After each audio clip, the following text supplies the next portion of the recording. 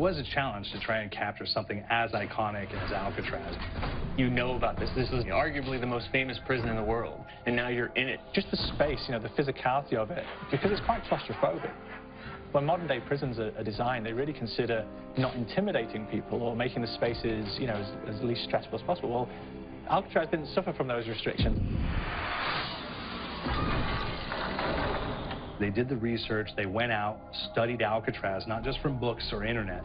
They were actually there to feel the environment, so it really sets a mood that gets you a little spooked.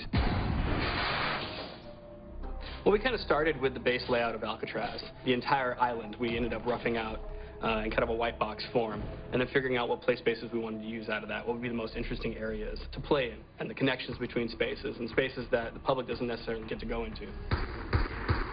We really did a lot of pushing to really enhance that psychological horror aspect that we're really looking for, and this is a really good opportunity to really tell something special. Like it got stuck right through the gates to hell! This time around, I feel like it's been identified that there are these side missions that you're going to go out and try to accomplish. Al and the rest of the groups put together this escape plan, but the point is to get the parts and assemble this plane so they can get off the island. We did something new for the first time. We have actually contextual music that goes off. That's a first for zombies. And it's all based around this horror thriller aspect. Every location will have a specific stinger that you hear when you find it, when you discover it, when you start unraveling the story. We start building on the music that you're hearing, and it's really enhancing that experience and going along with it in parallel.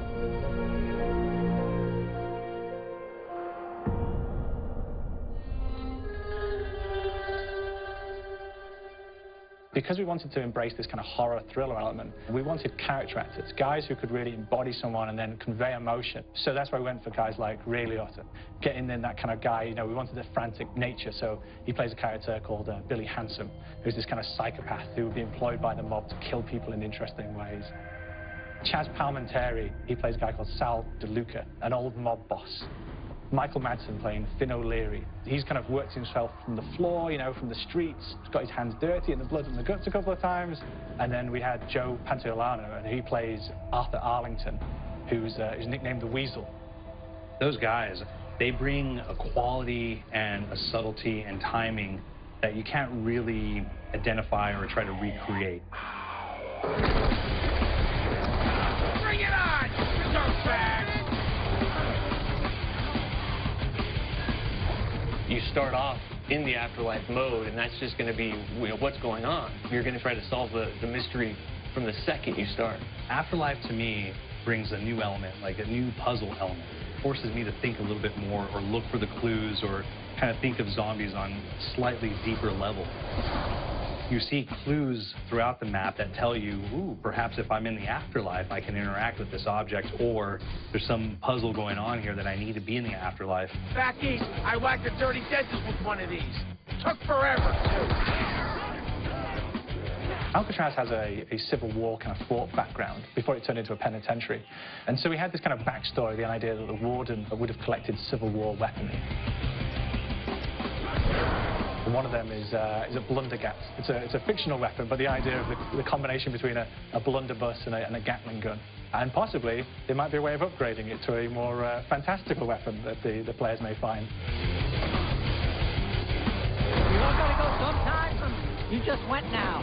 There's one main zombie, one big zombie that's going to come through and wreak havoc on your life. He'll lock down the perk machine, he'll close down the box, so you have to pay to get that open again, so you don't want him to interfere with your process. Now's a good time to pick a fight. Why do you hurt me? It's a fun challenge, it keeps things moving forward. In terms of perks, we have a new perk called Electric Cherry. When you reload, it gives a shock around, which scales over time. Who's asking for his greaseball? There's so much to experience in this map. Every time I play it, there's a new tactic to take, a new experience, a new objective to go for.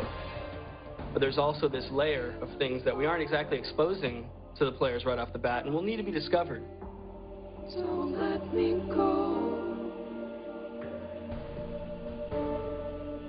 Is it the calling we hear?